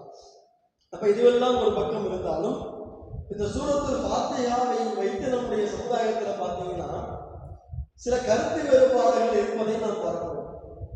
அது என்ன கருத்து வேறுபாடு அப்படின்னு கேட்டீங்கன்னா, பொதுவாக நாம் இந்த சூரத்துல் ஃபாத்திஹாவை பற்றி பேசும் பொழுது ஒரு வழக்கத்தை நாம பழக்கமா வச்சிருக்கிறோம். என்ன பழக்கம்? சூரத்துல் ஃபாத்திஹான்னு யாருக்குமே சொல்ல தெரியாது. அல்ஹம்து சூரா, எல்லாமே அல்ஹம்து சூரா, இதைதான் நாம் என்ன செஞ்சிருக்கிறோம்? நாமே நம்முடைய பழக்கத்தில் நாம் கொண்டு வந்திருக்கிறோம். அந்த அடிப்படையில் இன்றைக்கு பார்த்தீர்களானால் திருமறை குர்ஆனில் உள்ள அந்த சூரத்துல் ஃபாத்திஹாவினுடைய ஆரம்பத்திலே பிஸ்மில்லாஹிர் ரஹ்மானிர் ரஹீம் என்ற அந்த ஒரு வசனம், இந்த சூரத்துல் ஃபாத்திஹாவில் சேர்க்க வேண்டிய வசனமா அல்லது சேர்க்கக்கூடாத வசனமா? இதுதான் கருத்து வேறுபாடு. ஒரு கூட்டத்தார் என்ன சொல்றாங்கன்னா, சூரத்துல் ஃபாத்திஹாவினுடைய ஆரம்பம் அல்ஹம்து சூரா தான், அல்ஹம்துலில்லாஹி ரப்பில் ஆலமீன் அதனுடைய ஆரம்பம். இன்னொரு கூட்டத்தார் என்ன சொல்றாங்கன்னா, பிஸ்மில்லாஹிர் ரஹ்மானிர் ரஹீம் தான் அதனுடைய ஆரம்பம். இப்ப ரெண்டு கருத்து வேறுபாடு வந்துருச்சு. சூரத்துல் ஃபாத்திஹாவினுடைய ஆரம்பம் எது என்ற ஒரு கருத்து வேறுபாடு இருக்கிறது. இந்த கருத்து வேறுபாட்டிற்கு பிஸ்மில்லாஹ் என்பது சூரத்துல் ஃபாத்திஹாவின் ஒரு பகுதி கிடையாது. அல்ஹம்துலில்லாஹி ரப்பில் ஆலமீன் என்றால் அதனுடைய ஆரம்ப பகுதி என்று சொல்லக்கூடியவர்கள் அவர்கள் சில ஆதாரங்களை முன்வைக்கிறார்கள். என்னென்ன ஆதாரங்களை முன்வைக்கிறாங்க? முதலில் பார்த்தோமையானால் நபிகள் நாயகம் ஸல்லல்லாஹு அலைஹி வஸல்லம் அவர்கள் அனஸ் ரலியல்லாஹு அன்ஹு அவர்களை பார்த்து என்ன செய்யறாங்கன்னா, குர்ஆனில் சிறந்ததை உனக்கு நான் கற்றுத் தரட்டுமா? ஆரம்பத்தில் நம்ம சொன்னோம்ல, குர்ஆன்ல 114 அத்தியாயங்கள் இருந்தாலும் அதில் சிறந்த அத்தியாயம் என்றால் அது சூரத்துல் ஃபாத்திஹா தான். அல்லாஹ் அதனால தான் நினைச்சான் சபகம் மினல் மசானி, திரும்ப திரும்ப ஓதக்கூடிய 7 வசனங்கள் என்று அல்லாஹ் அதை தனித்துவப்படுத்திக் கொள்கிறார். அப்ப அல்லாஹ்வுடைய தூதர் அவர்களும் என்ன செய்றாங்க, அனஸ் ரலியல்லாஹு அவர்களை அழைத்து திருமறை குர்ஆனிலே சிறந்ததை உமக்கு நான் கற்றுத் தரட்டுமா அப்படின்னு கேட்கிறாங்க. அப்ப அனஸ் ரலியல்லாஹு அவங்க பதிலளிக்கிறாங்க, கற்றுக் கொடுங்கள் என்று சொல்லும் பொழுது அப்ப நபிகள் நாயகம் ஸல்லல்லாஹு அலைஹி வஸல்லம் அவர்கள் அல்ஹம்துலில்லாஹி ரப்பில் ஆலமீன் என்ற அந்த அத்தியாயம் தான் திருமறை குர்ஆனிலே சிறந்தது அப்படின்னு அந்த செய்தி நமக்கு கிடைக்கிறது. அப்ப இந்த செய்தியை ஆதாரமாக வைத்து அந்த தரப்புடைய மக்கள் என்ன சொல்றாங்க அப்படின்னு கேட்டா, பாங்க அல்லாஹ்வுடைய தூதர் அவங்க அனஸுக்கு கற்றுக் கொடுக்கும் போது பிஸ்மில்லாஹிர் ரஹ்மானிர் ரஹீம் அல்ஹம்துலில்லாஹ் சொல்லி கொடுத்தாங்க. அப்படி சொல்லி கொடுக்கலையே, பிஸ்மில்லாஹ் இல்லாம அல்ஹம்துலில்லாஹி ரப்பில் ஆலமீன் அப்படின்னு சொல்லி கொடுத்துருக்கிறாங்க. அப்ப பிஸ்மில்லாஹ் என்பதை நபிகள் நாயகம் அவர்களே சேர்க்கவில்லையே, அப்படிங்கும் போது நாமையே சேர்க்க வேண்டும் அப்படின்னு முதல் வாதத்தை எடுத்து வைக்கிறாங்க. அடுத்து பார்த்தீங்கன்னா இரண்டாவதாக நபிகள் நாயகம் ஸல்லல்லாஹு அலைஹி வஸல்லம் அவர்கள் ஒரு நபித்தோழரை அழைக்கின்றார்கள். ஒரு நபித்தோழரை அழைத்து நீ தொழுகையை துவக்கியதும் எதை ஓதுகிறாய் அப்படின்னு கேட்கிறாங்க. நீ தொழுகையை ஆரம்பிச்ச உடனேயுமே எதை ஓதுகிறாய் அப்படின்னு கேட்ட உடனேயுமே அந்த நபித்தோழர் பதிலளிக்கிறார், அல்லாஹ்வின் தூதர் அவர்களே, நான் அல்ஹம்துலில்லாஹி ரப்பில் ஆலமீன் என்ற அந்த வசனங்களை தான் நான் ஓதுகிறேன். ஆரம்பத்தில் தொழுகையை துவக்கிய உடனேயுமே அல்ஹம்து சூரா தான் ஓதுறேன் அப்படிங்கிற பிஸ்மில்லாஹ்வை சேர்க்காமல் அல்ஹம்துலில்லாஹி ரப்பில் ஆலமீன் அப்படிங்கிற அந்த வசனத்தை தான் ஓதி காண்கிறாங்க. அப்ப இந்த ஹதீஸை வைத்து அவங்க நமக்கு என்ன கருத்தை சொல்லி தராங்கன்னா, அல்லாஹ்வுடைய தூதர் அவங்க அந்த நபித்தோழரிடத்துல கேட்கும் பொழுது பிஸ்மில்லாஹிர் ரஹ்மானிர் ரஹீம் அல்ஹம்துலில்லாஹ் என்று அவர் சொல்லல, பிஸ்மில்லாஹ்வை சேர்க்காமல் அல்ஹம்துலில்லாஹ் என்றதாலே அவர் சொன்னாரு. ஒருவேளை அவர் தவறாக சொல்லி இருந்தார், நபிகள் நாயகம் திருத்தி கொடுத்திருப்பாங்களே அப்படிங்கிறத இரண்டாவது வாதமாக வைக்கிறார்கள். அடுத்து மூன்றாவது ஆதாரமாக அவங்க காமிக்கும் பொழுது அல்லாஹ்வின் தூதருடைய காலகட்டத்தில் ஒரு சம்பவம். அபூ ஸஈத் அல் குத்ரி ரலியல்லாஹு அன்ஹு என்ன செய்யறாங்கன்னா, அவர்கள் சில சஹாபாக்களோட பயணம் செய்யறாங்க. அப்படி பயணம் செய்யக்கூடிய நேரத்தில் ஒரு குறிப்பிட்ட பகுதியில அந்த பகுதி மக்கள்கிட்ட போய் விருந்து கேட்கிறாங்க. எங்களுக்கு நீங்க விருந்து கொடுங்க, உங்களுக்கு நாங்கள் விருந்தாளியாக நாங்கள் வந்திருக்கிறோம், உங்களுக்கு விருந்து கொடுங்கன்னு கேட்கிறாங்க. அப்ப அந்த சமுதாய மக்கள் என்ன செஞ்சிடறாங்க, உங்களுக்கு விருந்தெல்லாம் கொடுக்க முடியாது, அழகெல்லாம் கொடுக்க முடியாதுன்னு அவங்கள துரத்தி விட்டுறாங்க. அப்ப அந்த நபித்தோழர்கள் என்ன செய்யறாங்கன்னு கேட்டீங்கன்னா, அது புறக்கணிக்கப்பட்டதுமே கிளம்பி வந்துடுறாங்க. அப்ப அந்த விருந்தளிப்பதற்கு புறக்கணிச்சாங்கல்ல, அந்த சமுதாயத்தினுடைய தலைவருக்கு தேள் கொட்டிருச்சு. தேள் கொட்டி அவர் விஷத்தினால் பாதிக்கப்பட்டிருக்கிறார். அப்ப அந்த பகுதி மக்கள் என்ன செய்யறாங்கன்னா, அபூ ஸஈத் அல் குத்ரி ரலியல்லாஹு அன்ஹு அவங்களை சந்திச்சு, இந்த மாதிரி எங்க பகுதி தலைவருக்கு தேள் கொட்டிருச்சு, அவர் விஷத்தால பாதிக்கப்பட்டிருக்கிறாரே, உங்கள்ட்ட ஏதாவது மருத்துவம் இருக்குமான்னு கேட்கிறாங்க. அப்ப அந்த அபூ ஸஈத் அல் குத்ரி ரலியல்லாஹு அன்ஹு என்ன செய்யறாங்கன்னா, சூரத்துல் ஃபாத்திஹாவை ஓதி பார்க்கறாங்க. ஓதி பார்த்து என்ன செய்யறாங்கன்னா, அவருக்கு ஓதி பார்க்கறாங்க, அவருக்கு நிவாரணம் கிடைத்து விடுகிறது. அப்ப இந்த செய்தி அல்லாஹ்வுடைய தூதர்கிட்ட சொல்லும் போது, நீங்க எதை வைத்து ஓதி பார்த்தீர்கள் அப்படின்னு கேட்கும் போது அபூ ஸஈத் அல் குத்ரி அவங்க சொல்றாங்க, அல்ஹம்துலில்லாஹி ரப்பில் ஆலமீன் என்ற அந்த அத்தியாயத்தை தான் நான் வைத்து ஓதி பார்த்தேன். அவங்களும் பிஸ்மில்லாஹ்வை சேர்க்காம நினைச்சாங்க, அல்ஹம்துலில்லாஹி ரப்பில் ஆலமீன் சொல்லிட்டு ஆரம்பிக்கிறாங்க. அப்ப இது போன்ற அந்த என்ன செய்யறாங்கன்னு கேட்டீங்கன்னா, வசனங்களை எல்லாம் எடுத்து காண்பித்து, இது போன்ற ஹதீஸ்களை எல்லாம் எடுத்து காண்பித்து சூரத்துல் ஃபாத்திஹாவை பற்றி பேசும் பொழுது அல்லாஹ்வுடைய தூதர் அவர்களும் பிஸ்மில்லாஹ்வை சேர்க்கவில்லை, நபித்தோழர்களும் பிஸ்மில்லாஹ்வை சேர்க்கவில்லை. அப்ப நாம ஏன் சேர்க்கணும்? அல்ஹம்துலில்லாஹி ரப்பில் ஆலமீன் என்பதுதானே அதனுடைய ஆரம்பமாக இருக்க வேண்டும் என்று இது போன்ற சில ஆதாரங்களை எல்லாம் முன்வைக்கிறாங்க. அதே போன்று பார்த்தீர்களேயானால் சில இடங்கள் அல்லாஹ்வுடைய தூதர் அவங்க சொல்றாங்க, திருமறை குர்ஆன்ல 30 வசனங்களை கொண்ட ஒரு அத்தியாயம் இருக்கிறது. அந்த அத்தியாயம் என்பது மறுமை நாளிலே ஒரு மனிதனுக்காக இறைவனிடத்தில் வாதிடும். எப்படி வாதிடும்? அந்த மனிதனுடைய பாவங்கள் மன்னிக்கப்படுகின்ற வரைக்கும் அல்லாஹ்விடத்தில் பரிந்துரை செய்து கொண்டே இருக்கும். அல்லாஹ்விடத்தில் மீண்டும் மீண்டும் ரெக்வெஸ்ட் வச்சுக்கிட்டே இருக்கும். அந்த மனிதனுடைய பாவங்கள் முழுமையாக மன்னிக்கப்படுகின்ற வரைக்கும் அவர் ஓதிய அந்த அத்தியாயம் இறைவனிடத்திலே பரிந்துரை செய்யும். 30 வசனங்கள் கொண்ட ஒரு அத்தியாயம். அது என்ன அத்தியாயம் என்றால் சூரத்துல் முல்க் என்கின்ற அத்தியாயம். தபாரக்கல்லதி பியதிஹில் முல்க் என்று நாம் ஓதுகிறோம் அல்லவா, அந்த அத்தியாயத்தை விட்டு நபிகள் நாயகம் அவர்கள் சொல்லும் பொழுது அதிலும் பிஸ்மில்லாஹ்வை சேர்க்காமல் நமக்கு சொல்லித் தருகிறார்கள். இது போன்ற சில ஹதீஸ்களை முன்வைக்கிறாங்க. அதே போன்று இறுதியாக நீங்கள் பார்த்தீர்களேயானால் அனஸ் ரலியல்லாஹு அன்ஹு அறிவிக்கிறாங்க, நான் அல்லாஹ்வின் தூதரோடு நான் தொழுதிருக்கிறேன். அல்லாஹ்வுடைய தூதர் அவங்க ஹயாத்தா இருக்கும்போது அவங்க தலைமை தாங்கி தொழ வச்சாங்க. அவர்களுக்கு பின்னால் நான் தொழுதிருக்கிறேன். அவங்களுடைய காலத்திற்கு பின்பாக அபூபக்கர் அவர்களுக்கு பின்னால் நான் தொழுதிருக்கிறேன். அவருடைய காலத்திற்கு பின்னால் உமருக்கு பின்னால் நான் தொழுதிருக்கிறேன். இந்த 3 நபித்தோழர்களும், அல்லாஹ்வுடைய தூதர் அவர்களும் 2 நபித்தோழர்களுமே திருமறை தொழுகை நடத்திருக்கிறாங்கன்னா பிஸ்மில்லாஹை ஓதியது கிடையாது, அல்ஹம்துலில்லாஹி ரப்பில் ஆலமீன் என்றுதான் ஆரம்பித்திருக்கிறார்கள் அப்படின்னு அவங்க ஒரு செய்தியை நமக்கு சொல்லித் தராங்க. அப்ப இது போன்ற செய்திகளை எல்லாம் முன்வைத்து அல்லாஹ்வுடைய தூதர் அவங்க திருமறை குர்ஆனிலே ஒவ்வொரு அத்தியாயத்திற்கு முன்பாக பிஸ்மில்லாஹ் என்பது இருந்தாலும் அதை அவர்கள் பொருட்படுத்தவில்லை. சூரத்துல் ஃபாத்திஹாவை பற்றி பேசும் பொழுதும் அல்ஹம்துலில்லாஹி ரப்பில் ஆலமீன் என்று சொல்லுகிறார்கள். சூரத்துல் முல்கை பற்றி பேசும்போது தபாரக்கல்லதி பியதிஹில் முல்க் என்று பேசுகிறார்கள். அதே போன்று அனஸ் ரலியல்லாஹு அன்ஹு அறிவிக்கும் போது என்ன செய்றாங்க, அல்லாஹ்வுடைய தூதர் அவர்களும் பிஸ்மில்லாஹ் தொழுகையில சொன்னதில்லை, அபூபக்கர் அவர்களும் சொன்னதில்லை, உமர் அவர்களும் சொன்னதில்லை அப்படின்னு அனஸ் ரலியல்லாஹு அன்ஹு அவங்க நமக்கு தெரிவிக்கிறாங்க. அப்ப இது போன்ற ஆதாரங்களை எல்லாம் வைத்து என்ன செய்றாங்க அப்படின்னு கேட்டா, பிஸ்மில்லாஹ் என்பது சூரத்துல் ஃபாத்திஹாவில் ஒன்று கிடையாது என்று அவர்கள் தன்னுடைய கருத்தை முன்வைத்து விட்டு பிறகு எதற்காக பிஸ்மில்லாஹ் சேர்க்கப்பட்டிருக்கிறது ஒரு கேள்வி வருதுல. சரி, குர்ஆன்ல அது இல்லை, எந்த அத்தியாயத்துடைய ஆரம்பத்திலும் அது இல்லை என்று சொன்னால் திருமறை குர்ஆனிலே ஏன் அது சேர்க்கப்பட்டிருக்கிறது என்ற ஒரு கேள்வி வரும் பொழுது அதுக்கு அவங்க என்ன பதில் சொல்றாங்கன்னா ஒரு ஹதீஸை முன்வைக்கிறார்கள். என்ன ஹதீஸ்னா, அல்லாஹ்வுடைய தூதர் அவர்களுக்கு குர்ஆன் சிறிது சிறிதாக இறக்கப்பட்டது. அப்ப சிறிது சிறிதாக இறக்கப்படும் பொழுது ஒரு அத்தியாயம் நிறைவடைந்து விட்டது, ஒரு அத்தியாயம் முடிந்து அடுத்த அத்தியாயம் ஆரம்பமாகிறது என்பதை நாங்கள் பிஸ்மில்லாஹ் என்பதை கொண்டுதான் அறிந்து கொள்வோம். அல்லாஹ்வுடைய தூதர் அவங்க அந்த இறக்கப்பட்ட அந்த வகை செய்தியை ஓதும் போது குர்ஆனுடைய வசனங்களை ஓதிக்கிட்டு இருந்தாங்கன்னா அந்த ஒரே சூறாவை பதிவு செஞ்சுக்கிட்டே வருவாங்க. பிஸ்மில்லாஹிர் ரஹ்மானிர் ரஹீம் என்று ஓதிவிட்டார்களே ஆனால் அந்த சூறா முடிஞ்சிருச்சு, அடுத்த சூறா ஆரம்பிக்குது அப்படின்னு சஹாபாக்கள் விளங்கிக் கொள்வார்கள்.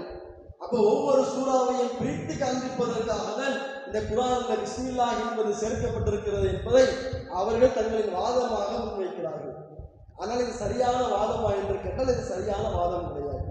ஏன்னா பொதுவாக நாம் நம்முடைய வழக்கத்திலே பாருங்க, ஒரு சூறாவை பற்றி பேசும் பொழுது அல்ஹம்து சூரா, குல் ஹுவல்லாஹு சூரா, அலிஃப் லாம் சூரா இப்படிதான் நம்ம எல்லாரும் பேசுவோம், யாசின் சூரா இப்படிதான் நம்ம பேசுறோம். அதே போன்று ஒவ்வொரு சூறாவை பற்றி நாம் பேசும் பொழுதும் இந்த அத்தியாயம் இப்படித்தான் நம்ம சொல்லுவோம். யாரும் ஆரம்பத்தில் பிஸ்மில்லாஹ் என்பதை வைத்து நாம சொல்வது கிடையாது. அல்லாஹ்வின் தூதர் ஸல்லல்லாஹு அலைஹி வஸல்லம் அவர்களும் அதே வழக்கத்தை தான் கையாண்டிருக்கிறார்கள். ஆனால் அதே நேரத்தில் தொழுகையில் அவர்கள் பிஸ்மில்லாஹை ஓதியது கிடையாது என்ற ஒரு செய்தி வருதில்லை. அந்த செய்திக்கு விளக்கம் என்னவென்றால் மற்ற செய்திகளை நாம் எடுத்து பார்க்கும் பொழுது அல்லாஹ்வுடைய தூதர் அவர்கள் மௌனமாக ஓதியிருக்கு, பிஸ்மில்லாஹை ஓதாமல் இருந்தது கிடையாது. பிஸ்மில்லாஹை எப்படி ஓதியிருக்கிறாங்க, சில இடங்களில் சத்தமாகவும் ஓதியிருக்கிறாங்க, சில இடங்கள்ல மௌனமாகவும் ஓதியிருக்கிறாங்க. ஒரு நபித்தோழர் அவர் தொழுகையில பங்கெடுத்திருக்கும் பொழுது ஓதாமல் இருந்திருக்கிறார். அவர் இல்லாத நேரத்தில் அல்லாஹ்வுடைய தூதர் அவங்க சத்தமாக ஓதியிருக்கிறாங்கன்னு பல ஹதீஸ்கள்ல பதிவு செய்யப்படுகிறது. அப்ப அந்த அடிப்படையில் நாம் பார்த்தோம்னால் நபிகள் நாயகம் ஸல்லல்லாஹு அலைஹி வஸல்லம் அவர்கள் தொழுகையை துவக்கிய உடனே அல்லாஹும்ம பாயித் பைனி என்ற அந்த துஆவை ஓதிவிட்டு பிஸ்மில்லாஹிர் ரஹ்மானிர் ரஹீம் என்பதை சத்தமாக ஓதியிருக்கிறாங்க. பிஸ்மில்லாஹிர் ரஹ்மானிர் ரஹீம் என்பதை சத்தம் இல்லாமல் பொறுமையாகவும் நிதானமாக ஓதியிருக்கிறாங்க. இரண்டுக்குமே ஆதாரம் இருக்கிறது. அப்ப அந்த அடிப்படையில் அல்லாஹ்வுடைய தூதர் அவங்க தொழுகையில சூரத்துல் ஃபாத்திஹாவை ஓதும் பொழுது பிஸ்மில்லாஹிர் ரஹ்மானிர் ரஹீம் என்பதை ஓதி இருக்கிறாங்க. 2 விதமா ஓதி இருக்கிறாங்க, சத்தமா ஓதி இருக்கிறாங்க, இரண்டாவது மௌனமா ஓதி இருக்கிறாங்க. அந்த அடிப்படையில் நாம் பார்த்தோமையானால் பிஸ்மில்லாஹ் என்பதை கண்டிப்பாக நாம் என்ன செய்யலாம், சூரத்துல் ஃபாத்திஹாவில் நாம் சேர்க்க வேண்டும் என்பதுதான் சரியான கருத்து. எந்த கருத்து, அதுக்கு அழகான ஒரு ஹதீஸ் வருகிறது. அலி ரலியல்லாஹு அன்ஹு அவங்க இருக்கிறாங்கல்ல, அவங்கள்ட்ட பிற்காலத்தில் ஒரு கேள்வி கேட்கப்படுகிறது. இந்த குர்ஆன் வசனம் ஆரம்பத்தில் நான் சொன்னது குர்ஆன் வசனம் இருக்கிறது அல்லவா, வலக்கது ஆத்தைனா சபஅன் மினல் மசானி முஹம்மதே உமக்கு நாம் திரும்ப திரும்ப ஓதப்படக்கூடிய அந்த 7 வசனங்களை நாம் கொடுத்திருக்கிறோம் என்று அல்லாஹ் திருமறை குர்ஆன்ல சொல்றாங்களே, அந்த வசனத்தை ஓதி காண்பித்து விட்டு விளக்கம் கேட்கிறாங்க. இந்த 7 வசனம் எதுன்னு கேட்கிறாங்க. அப்ப அலி ரலியல்லாஹு அன்ஹு என்ன பதிலளிக்கிறாங்க அப்படின்னு கேட்டா, அல்ஹம்துலில்லாஹி ரப்பில் ஆலமீன் என்ற அந்த சூரா தான் அப்படின்னு பதிலளிக்கிறாங்க. அப்ப அந்த பதிலை கேட்டுக்கொண்ட மற்ற நபர்கள் கேட்கிறாங்க, அல்ஹம்துலில்லாஹி ரப்பில் ஆலமீன் என்ற வசனத்திலிருந்து நாம் ஆரம்பம் செய்தால் 6 வசனம் தானே வருது. அல்ஹம்துலில்லாஹி ரப்பில் ஆலமீன் என்று ஆரம்பிச்சு வலம் தாளில் என்று நாம் முடிவு செய்தோமையானால் அதில் 6 வசனங்கள் தான் இடம்பெறுகிறது. ஆனால் அல்லாஹ் குர்ஆன்ல 7 வசனம் என்று அல்லாஹ் வச்சு போகிறானே என்று திரும்பி எதிர்கேள்வி கேட்கிறாங்க. அப்பதான் அலி ரலியல்லாஹு அன்ஹு சொல்றாங்க, பிஸ்மில்லாஹிர் ரஹ்மானிர் ரஹீம் என்பதும் அந்த சூரத்துல் ஃபாத்திஹாவில் உள்ள ஒரு வசனம் தான், அதில்தான் முதலாவது வசனம் என்று அலி ரலியல்லாஹு அன்ஹு விளக்கம் கொடுப்பதை நாம் பார்க்கிறோம். அந்த அடிப்படையில் எல்லா சஹாபாக்களும் எப்படி விளங்கியிருக்கிறாங்கன்னா, பிஸ்மில்லாஹிர் ரஹ்மானிர் ரஹீம் என்பது சூரத்துல் ஃபாத்திஹாவினுடைய முதல் வசனம், அல்ஹம்துலில்லாஹி ரப்பில் ஆலமீன் என்பது இரண்டாவது வசனம். இப்படி நீங்க கணக்கெடுத்து பார்த்தீங்கன்னா மொத்தம் 7 வசனங்கள் அது இடம்பெறும். அந்த அடிப்படையில் அல்லாஹ் திருமறை குர்ஆனில் சொல்லக்கூடிய அந்த 7 வசனங்கள் என்பது இந்த சூரத்துல் ஃபாத்திஹா தான் என்பதை நம்மால் விளங்கிக் கொள்ள முடிகிறது. அதே போன்று பார்த்தீர்களேயானால் நமக்கு ஒரு எதிர்கேள்வியும் நமக்கு வரும். ஒவ்வொரு சூறாவையும் நாம் பிரித்து காண்பிப்பதற்காக பிஸ்மில்லாஹிர் ரஹ்மானிர் ரஹீம் என்று சொன்னால் அது எங்கே இடம்பெற்றிருக்க வேண்டும்? ஆரம்பத்தில் இடம்பெற வேண்டிய அவசியமே இல்லை. ஆரம்பத்திலே இடம்பெற வேண்டிய அவசியம் இல்லை. அல்ஹம்துலில்லாஹி ரப்பில் ஆலமீன் என்று அந்த சூறாவை பதிவு செய்ததற்கு பின்பாக முதலாவது சூறாவிற்கும் இரண்டாவது சூறாவுக்கும் மத்தியில தான் அங்கே பிரிவினே வருது. 1 முடிஞ்சிருச்சு, 2 ஆரம்பிக்குது. அப்படிங்கிறது நாம தேவை எங்கே ஏற்படுது? அல்ஹம்து சூறாவுக்கு பின்னால தான் நமக்கு தேவைப்படுது. ஆனா அல்லாஹ்வுடைய தூதர் அவங்க அல்ஹம்து சூறாவிற்கு பின்னால் என்ன செய்யல? பிஸ்மில்லாஹிர் ரஹ்மானிர் ரஹீம் சேர்க்கவில்லை. மாறாக சூரத்துல் ஃபாத்திஹாவிற்கு முன்னால தான் சேர்த்திருக்கிறாங்க. அப்ப சூரத்துல் ஃபாத்திஹாவினுடைய முதல் வசனமாக சேர்ப்பதற்கு இந்த பிஸ்மில்லாஹை வைத்துதான் சூறாவை நாம் பிரிக்க முடியும், பிரித்து அறிய முடியும் என்பது அது அறிவற்ற ஒரு வாதமாக மாறிவிடும். அந்த அடிப்படையில் நாம் பார்த்தோமையானால் சூரத்துல் ஃபாத்திஹாவினுடைய முதல் வசனம் என்பது பிஸ்மில்லாஹிர் ரஹ்மானிர் ரஹீம் என்பதுதான் சரியான கருத்தாக இருக்கிறது. எல்லா சஹாபாக்களும் அப்படித்தான் விளங்கி இருக்கின்றார்கள். எல்லா இமாம்களும், முன்சென்ற இமாம்களும் நமக்கு தெளிவாக என்ன விளக்கம் கொடுத்திருக்கிறாங்கன்னா, இந்த சூரத்துல் ஃபாத்திஹாவினுடைய முதல் வசனமாக இந்த பிஸ்மில்லாஹிர் ரஹ்மானிர் ரஹீம் என்பதை தான் நமக்கு தெளிவுபடுத்தி இருக்கிறாங்க. அப்ப அந்த அடிப்படையில் நாம் அறிவை கொண்டு நாம் தெளிவாக நாம் சிந்தித்து பார்த்தாலும், ஹதீஸுகளை கொண்டு சஹாபாக்களுடைய புரிதலை நாம் எடுத்து பார்த்தாலும், பிற மக்களுடைய புரிதலை நாம் எடுத்து பார்த்தாலும், பிஸ்மில்லாஹிர் ரஹ்மானிர் ரஹீம் என்பதுதான் அந்த அத்தியாயத்தினுடைய முதல் வசனம் என்பதை நம்மால் தெளிவாக விளங்கிக் கொள்ள முடியும். அப்ப இந்த கருத்து வேறுபாடு நம்ம தெளிவா இருக்கணும். பிஸ்மில்லாஹ் என்பது சூரத்துல் ஃபாத்திஹாவினுடைய முதல் வசனம் தான். அப்படி ஒருவேளை அத்தியாயங்களை பிரிப்பதற்கு தான் பிஸ்மில்லாஹ் பயன்படுத்தப்பட்டிருக்கிறது அப்படின்னா, திருமறை குர்ஆன்ல ஒரு சூறாவினுடைய ஆரம்பத்தில் பிஸ்மில்லாஹ் என்பது இருக்காது. அது எந்த சூறான்னு தெரியுமா? இந்த சூறா சூரத்து தௌபா. எத்தனாவது அத்தியாயம்? 9வது அத்தியாயம். சரிங்களா? திருமறை குர்ஆனுடைய 9வது அத்தியாயத்தினுடைய ஆரம்பத்துல பிஸ்மில்லாஹ் என்பது இருக்காது. அப்ப 8வது அத்தியாயம் முடிந்து 9வது அத்தியாயம் ஆரம்பமாகின்றது. ஆனால் அங்க பிஸ்மில்லாஹ்வை சேர்த்திருக்கணுமா இல்லையா? ஆனால் எந்த குர்ஆனை எடுத்து பாருங்க, சூரத்து தௌபாவினுடைய ஆரம்பத்துல பிஸ்மில்லாஹிர் ரஹ்மானிர் ரஹீம் என்பது இருக்காது. அப்ப பிஸ்மில்லாஹிர் ரஹ்மானிர் ரஹீம் என்ற அந்த வாசகத்தை பயன்படுத்துவது என்பது ஒவ்வொரு சூறாவையும் பிரித்தறிவதற்கு கிடையாது. பிஸ்மில்லாஹ் என்பது அந்த அத்தியாயத்தினுடைய ஆரம்ப வசனமாக தான் இருக்கிறது. அந்த அடிப்படையில திருமறை குர்ஆனுடைய சூரத்து தௌபாவை தவிர 113 அத்தியாயத்தினுடைய முதல் வசனம் இதுதான், பிஸ்மில்லாஹ் தான். அந்த அடிப்படையில் சூரத்துல் ஃபாத்திஹாவினுடைய முதல் வசனமும் பிஸ்மில்லாஹ் தான் என்பதை நம்மால் தெளிவாக விளங்கிக் கொள்ள முடிகிறது. அப்ப அந்த அடிப்படையில் அதில் நாம் தெளிவாக இருக்க வேண்டும். அடுத்ததாக பார்க்கிறீர்களானால் இந்த சூரத்துல் ஃபாத்திஹா இதனுடைய சிறப்பை நாம் ஆரம்பத்தில் தெரிந்து கொண்டோம்ல, அதன் அடிப்படையாக நாம் தெரிந்து கொள்ள வேண்டிய ஒரு செய்தி என்னவென்றால், ஒரு மனிதனுக்கு நாம் கடைசியாக செய்யக்கூடிய ஒரு கடமை, ஒரு மனிதன் மரணித்து விட்டானேயானால் அந்த மனிதனுக்கு நாம் தொழக்கூடிய அந்த ஜனாசா தொழுகை தான். அல்லாஹ்விற்கு ஒருவன் இணை வைக்காமல் அந்த தௌஹீது கொள்கையில் உறுதியாக இருந்து ஒருவன் அந்த தௌஹீதை கடைபிடித்து ஒருவன் வாழ்வானையானால் அவனுக்கு நாம் இறுதியாக செய்யக்கூடிய கடமை என்ன? அவன் ஜனாசாவாக மாறியதற்கு பின்பாக அவனுடைய உடலை நாம் குளிப்பாட்டி மக்களுக்கு மத்தியில் அதை பார்வையில் கண்ணியமாக நாம் வைத்தோம், அவனுடைய ஜனாசாவை அழகான முறையில் நாம் கஃனிட்டேன், அவனுடைய பாவ மன்னிப்பிற்காக, கபருடைய விசாலத்திற்காக, நாளை மறுமையில் நரகத்திலிருந்து பாதுகாப்பு பெறுவதற்காக, அவன் சொர்க்கத்திற்கு செல்வதற்காக இறைவனிடத்தில் அவனுக்காக நாம் மன்றாடக்கூடிய அந்த ஜனாசா தொழுகை. ஆனால் அந்த ஜனாசா தொழுகையில் இன்னைக்கு பார்த்தீங்கன்னா பெரும்பான்மையான தௌஹீதுவாதிகள் உறுதியற்றவர்களாக நாம் இருக்கிறோம். ஒருவர் மரணித்து விட்டாரே ஆனால் அவருக்கு தொழ வைப்பதற்கு தகுதியானவர் அவருடைய நெருங்கிய உறவில் இருந்தான்.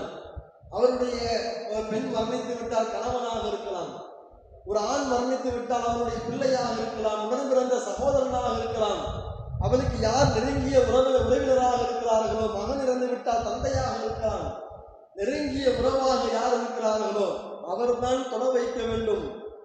ஆனால் அந்த விஷயத்தில் நாம் உறுதியாக இருக்கும் பொழுது நம்முடைய ஊரிலே நேர்நிலையை அடையாதவர்கள், அந்த அடிப்படை கருத்தை புரியாதவர்கள், இமாம்களுக்கு நாங்கள் மதிப்பளிக்கின்றோம் என்கின்ற பெயரால் சுன்னத்தை இன்றைக்கு மறுக்கக்கூடியவர்கள், ஒரு ஜனாசாவினுடைய அந்த நேரத்திலே பிரச்சனை வரும் பொழுது நம்ம குடும்பத்தார்கள் என்ன செய்யணும்னு கேட்டீங்கன்னா, அந்த இடத்துல நாம விட்டு கொடுத்துருவோம்.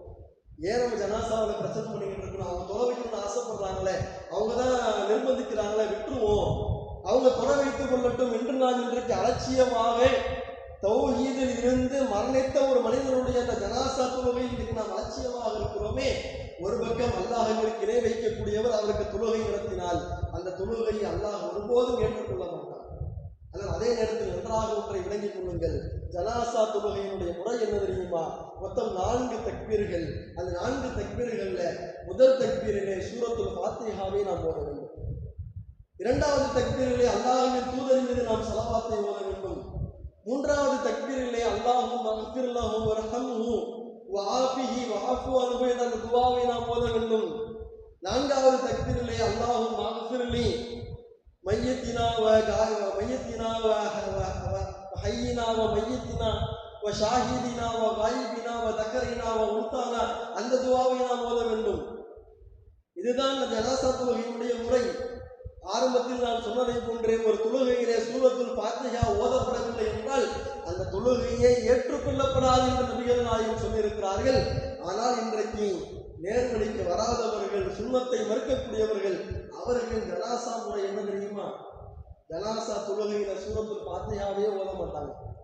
இன்னைக்கும் பாருங்க, நம்முடைய பள்ளிவாசல் அல்லாதே வேறு எந்த பள்ளிவாசல் எடுத்து பாருங்க, ஜனாசா தொழுகையினுடைய முறை அங்கே போஸ்டர் அடிச்சு ஒட்டியிருப்பாங்க, ஃப்ளெக்ஸ் அடிச்சு வச்சிருப்பாங்க. பாருங்களேன், முதல் தக்பீர்ல சலா ஓத வேண்டும், தபாரக் அல்லதி, அந்த தபாரக் அல்லாஹும்ம பிஸ்மிக் என்று ஓதக்கூடிய அந்த தொழுகையினுடைய ஆரம்ப துவாவாக ஒரு துவாவை ஓதுறாங்க. அந்த சலாவை தான் ஓத வேண்டும். இரண்டாவது தக்பீரில் சலாவாத்தை ஓத வேண்டும். மூன்றாவது மற்றும் நான்காவது தக்பீரில் துவாக்களை ஓத வேண்டும் என்று சூரத்துல் ஃபாத்திஹாவை ஓதாத ஒரு ஜனாசா தொழுகை அங்கே நடந்துகிட்டு இருக்கு. நம்ம மக்களுக்கு நாம தாவா படிக்க நாம் சொல்லும்போது இதெல்லாம் நாம் எடுத்து சொல்லலாம். சூரத்துல் ஃபாத்திஹா ஓதவில்லை என்றால் தொழுகை இல்லை என்று நபிகள் நாயகம் சொல்லியிருக்கிறார்கள். ஆனால் இன்றைக்கு நம்முடைய சமுதாயத்தில் நடத்தப்படக்கூடிய ஜனாசா தொழுகைகள்ல சூரத்துல் ஃபாத்திஹா இல்லை. அவர் அல்லாஹ்விற்கு இணை வைக்கிறார் என்பது ஒரு பக்கம் இருந்தாலும் சூரத்துல் ஃபாத்திஹாவை நாம் ஓதாமல் தொழ வைத்தால் எப்படி அந்த தொழுகை அல்லாஹ் ஏற்றுக்கொள்வார்? எப்படி அந்த தொழுகையில் நாம் அவருக்காக செய்த அந்த பாவ மன்னிப்பை அல்லாஹ் ஏற்றுக்கொள்வான்? அந்த ஜனாசா தொழுகையில் நாம் பங்கெடுத்தால் 2 கீராத்தினுடைய நன்மை இருக்கிறது என்று நபிகள் நாயகம் சொல்லிக் கொடுத்தார்களே, அந்த கீராத்தினுடைய நன்மை நமக்கு எப்படி கிடைக்கும்?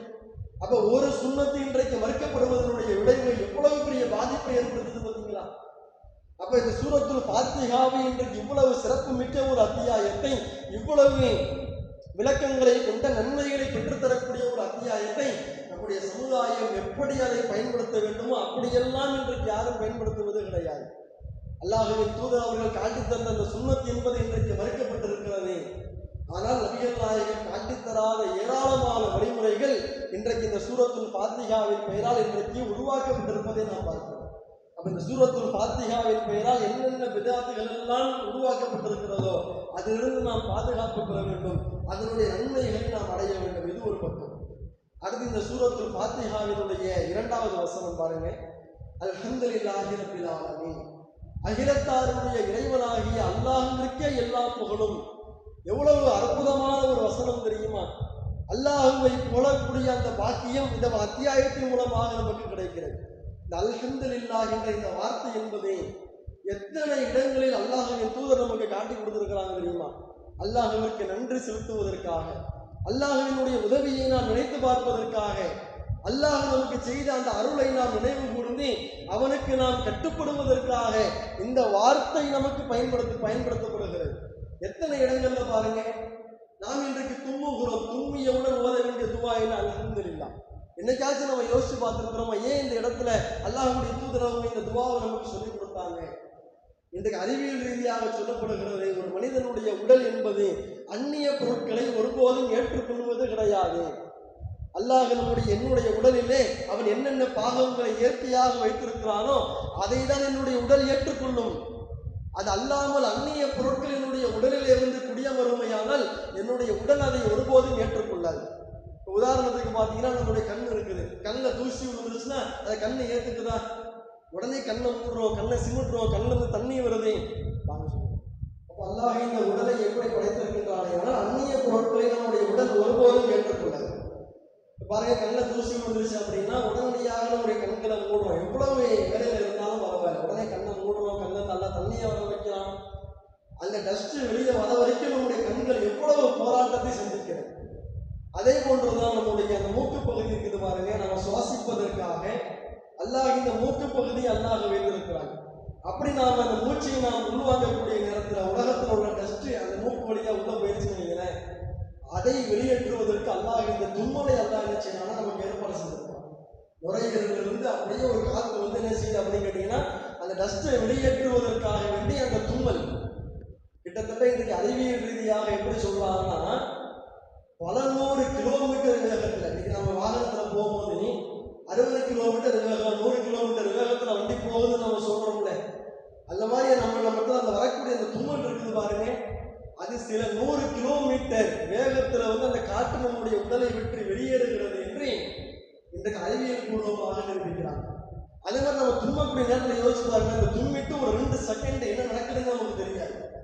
நம்முடைய உடல் அந்த அளவிற்கு முழுக்க கவனத்தை அதில் செலுத்தி அந்த உடல் அவ்வளவு பெரிய ஒரு அதிர்ச்சியை நமக்கு ஏற்படுத்துகிறது. அவ்வளவு பெரிய அதிர்ச்சியை நாம் சந்தித்தாலும் அல்லாஹ் நம்முடைய உடலில் எந்த பாதிப்பையும் வைக்காமல் வந்த அந்த ஆபத்திலிருந்து அல்லாஹ் நம்மை பாதுகாத்திருக்கிறான். அதற்கு நாம் அல்ஹம்துலில்லாஹ் என்று அல்லாஹ்வை நாம் புகழ்கிறோம். அதே போன்று பாருங்கள், இந்த உலகம் என்பது நிரந்தர உலகம் கிடையாது. இது வந்து அழியக்கூடிய ஒரு உலகம் தான். நிரந்தர மரணம் என்பது வந்து விட்டது என்றால் உலகத்தை விட்டு நாம் பிரிந்த மன்னரையை நோக்கி நாம் சென்று விடுவோம். உலகம் அழிக்கப்பட்டு விட்டது என்றால் மறுமையை நோக்கி நாம் சென்று விடுவோம். ஆனால் அதற்கு முன்பாகவே அல்லாஹ் என்ன செய்யறான்னா தூக்கம் என்கின்ற ஒரு சிறிய மரணத்தை அல்லாஹ் நமக்கு கொடுக்கிறார். அதனால தூங்குறதுக்கு முன்னால பாருங்க, அல்லாஹும்ம பிஸ்மிக்கா அமூத்து வ அஹ்யா, என் இறைவா உன்னுடைய பெயரால் நான் மரணிக்கிறேன், உன்னுடைய பெயரால் நான் மீண்டும் உயிர்ந்து எழுவேன் அப்படிங்கிற அந்த வாசகத்தை சொல்லிவிட்டு தான் தூங்குவோம். அல்லாஹ் அந்த தூக்கத்திலே நம்முடைய உயிரை கைப்பற்றி விட்டால் நமக்கு மரணம் வந்துவிடும். அல்லாஹ் நமக்கு மீண்டும் அந்த உயிரை கொடுத்து இந்த உலகத்தில் அல்லாஹ் நமக்கு வாழ்வதற்கு மீண்டும் ஒரு வாய்ப்பை அல்லாஹ் கொடுத்திருக்கின்றானே, அது தூங்கி எழுந்திருச்சுமே பாருங்க, அல்லாஹுடைய தூதர் அவங்க அல்லாஹுக்கு நன்றி செலுத்துறாங்க. நான் தூக்கத்திலிருந்து இந்த மரணத்திலிருந்து மீண்டும் நான் உயிர்ப்பித்து நான் வந்திருக்கிறேன், உயிரிழந்து நான் வந்திருக்கிறேன், மீண்டும் நான் அல்லாஹ்விடத்தில் தான் நான் செல்ல போகிறேன் என்று அல்லாஹ்வுக்கு நன்றி செலுத்தும் பொழுதும் அல்ஹம்துலில்லாஹி அல்லதி அஹ்யானா மின் பஅத மா அமாதனா வ இலைஹி நுஷூர், இந்த தூக்கத்திலிருந்து இந்த மரணத்திலிருந்து என்னை உயிர் கொடுத்து எழுப்பிய அல்லாஹ்வுக்கு எல்லா புகழும் அல்ஹம்துலில்லாஹ் என்ற அந்த வார்த்தையின் மூலமாக தான் அல்லாஹ்வுக்கு நன்றி செலுத்துகிறார்கள். அதே போன்று இந்த உலகத்தில் நாம் வாழும் பொழுது அன்றாட உணவு என்பது நமக்கு தேவையாக இருக்கிறது. ஆனால் இன்னைக்கு நாம் என்ன நினைக்கிறோம், நாம் சாப்பிடக்கூடிய உணவை நாம் சம்பாதித்தோம், நாம் அதை தயார் செய்கிறோம், நாம் திட்டமிட்டு அந்த உணவை நாம் உண்ணுகிறோம் என்று நாம் நினைத்துக் கொண்டிருக்கிறோம். ஆனால் நாம் இந்த உலகத்தில் நாம் சாப்பிடக்கூடிய ஒவ்வொரு பருக்கு அரிசியாக இருந்தாலும், அல்லாஹ் நமக்கு வழங்கியிருக்கக்கூடிய ஒவ்வொரு உணவாக இருந்தாலும் அல்லாஹ் எங்க தீர்மானிக்கிறான் தெரியுமா? நபிகள் நாயகம் சொல்கிறார்கள், இந்த உலகத்தில் ஒரு மனிதனுக்கு அவனுடைய ரிஸ்க் என்பது எங்கே தீர்மானிக்கப்படுகின்றது ஆனால் அவனுடைய தாயின் கருவறையிலே இருக்கும் பொழுது, தாயினுடைய கருவறையில ஆரம்பத்தில் ஒரு சதை கட்டியாக இருக்கும் பொழுது அல்லாஹ் 40வது நாளிலே, ஆரம்ப காலகட்டத்தில் 4 மாதம் என்று நாம் சொல்லிக்கிட்டு இருந்தோம். பிறகு எல்லா ஹதீஸ்களையும் நாம் சேர்த்து வைத்து பார்க்கும் பொழுது 40 நாட்களில் தான் அந்த நிகழ்வு நடப்பது என்பதை நாம் இன்னைக்கு மாற்றி அறிவிச்சிருக்கிறோம் ஜமாத்துல இருந்து. அந்த 40வது நாள் நாம் நம்முடைய பிள்ளை கருவிலே தங்கியதிலிருந்து 40வது நாள் ஒரு வானவர் வருகிறார், அந்த சதை கட்டிக்கு உயிரை கொடுக்கிறார். உயிரை கொடுத்து விட்டு 3 விஷயங்களை அவர் தீர்மானிக்கிறார். ஒன்று என்ன, அவர் ஆனா பெண்ணா, கருவில் தங்கிய அந்த குழந்தை ஆனா பெண்ணா என்பதை அந்த வானவர் தீர்மானித்து விட்டு செல்கிறார். இரண்டாவது என்ன, அவர் இந்த உலகத்தில் பிறந்தது முதல் எத்தனை ஆண்டு காலம் உயிர் வாழப் போகிறார், அவருடைய ஆயுட்காலம் என்ன என்பதையும் அந்த வானவர் தீர்மானிக்கிறார். மூன்றாவதாக அவர் இந்த உலகத்தில் வாழும் பொழுது என்னென்ன ரிஸ்கை எல்லாம் அனுபவிப்பார், அல்லாஹ் அவருக்கு என்னென்ன ரிசுக்கை கொடுத்திருக்கிறார் என்பதை எல்லாம் அந்த தாயினுடைய கருவறையில் இருக்கக்கூடிய 40வது நாளிலேயே அந்த வானவர் அல்லாஹ்வுடைய அனுமதியால் அதை பதிவு செய்து விட்டு சென்று விடுகிறார். அப்ப நாம் இந்த உலகத்தில் ஒரு மிடர் தண்ணீரை குடித்தாலும், எதை நாம் சாப்பிட்டாலும், அல்லாஹ் நம்முடைய தாயினுடைய கருவறையில் நாம் இருக்கும் பொழுதே அல்லாஹ் நமக்கு தீர்மானித்து விட்டான். இவன் இந்த பகுதியில இந்த நேரத்தில் இந்த உணவை அவன் சாப்பிடுவான் என்று அல்லாஹ் அதை விதியாக்கி விட்டான். அந்த உணவை நாம் சாப்பிட்டதற்கு பின்பாக அல்லாஹ்வுடைய தூதர் அவர்கள் அல்லாஹ்வுக்கு நன்றி செலுத்தும் பொழுது அல்ஹம்துலில்லாஹ் என்ற வார்த்தையை பயன்படுத்துகிறார்கள். எவ்வளவு பெரிய அந்த வார்த்தையை பாருங்க. அல்லாஹ்வுடைய தூதர் ஸல்லல்லாஹு அலைஹி வஸல்லம் அவர்கள் இந்த அல்ஹம்துலில்லாஹ் என்கின்ற இந்த வார்த்தையை நிறைய இடங்களில் பயன்படுத்தி இருக்கிறார்கள். அதை நம்முடைய வாழ்க்கையில் நாம் எப்படி அந்த வார்த்தையை நாம் பயன்படுத்துகிறோம், அதனுடைய பொருளை உணர்ந்து நாம் இன்றைக்கு நாம் பயன்படுத்துகிறோமா, அந்த பொருளை உணர்ந்து நாம் அல்லாஹ்வுக்கு நன்றி செலுத்தும் விதமாக அதை நாம் உணர்ந்திருக்கிறோமா என்பதையெல்லாம் இன்ஷா அல்லாஹ் அடுத்தடுத்த வாரங்களில் நாம் தொடராக பார்ப்போம் இன்ஷா அல்லாஹ். ஏன்னா இந்த 7 வசனங்கள், இந்த 7 வசனங்களையும் நாம் அதனுடைய ஒவ்வொரு வார்த்தைக்குரிய அதனுடைய ஆழத்தை நாம் புரிந்து கொள்ள வேண்டுமையானால் நாம் மணிக்கணக்கில் நாம் பேசிக்கொண்டே இருக்கலாம். இன்ஷா அல்லாஹ் இன்றைய வகுப்பில் சூரத்துல் ஃபாத்திஹாவினுடைய சிறப்பை நாம் பார்த்திருக்கிறோம். அதே போன்ற சூரத்துல் ஃபாத்திஹாவிலே ஒரு கருத்து வேறுபாடு நம்முடைய சமுதாயத்தில் இருக்கிறது. அது என்னென்ன கருத்து வேறுபாடு, எது சரியான கருத்து என்பதை ஒரு சுருக்கமாக, ரத்தின சுருக்கமாக நாம் பார்த்திருக்கிறோம். அதே போன்று இந்த அத்தியாயத்தினுடைய 2வது வசனமான அல்ஹம்துலில்லாஹி ரப்பில் ஆலமீன் என்ற அந்த வசனத்தினுடைய ஒரு பகுதியான அல்ஹம்துலில்லாஹ் என்கின்ற அந்த வார்த்தையினுடைய ஒரு சில தகவல்களை நாம் பார்த்திருக்கிறோம். இன்ஷா அல்லாஹ் இந்த சூராவினுடைய விளக்கங்களை அடுத்தடுத்த வாரங்களில் நாம் தொடராக பார்ப்போம் என்று கூறி இந்த உரையை நிறைவு செய்து கொள்கிறேன். வாஹிரு தாவானா அல்ஹம்துலில்லாஹி ரப்பில் ஆலமீன். அஸ்ஸலாமு அலைக்கும் வரஹ்மத்துல்லாஹி வபரகாத்துஹு.